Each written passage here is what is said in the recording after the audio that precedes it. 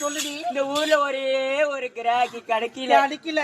அடுப்புல வேற பூனை தூங்குது. ஆமாக்கா, என் அடுப்புல பூனை தூங்குது. யாரு?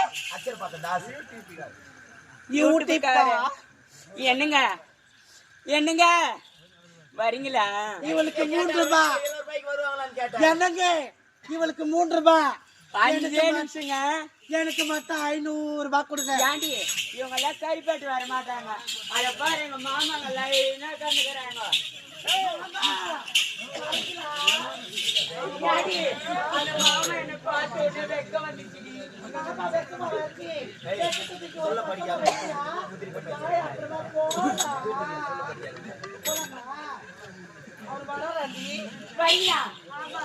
ஏங்க வாங்க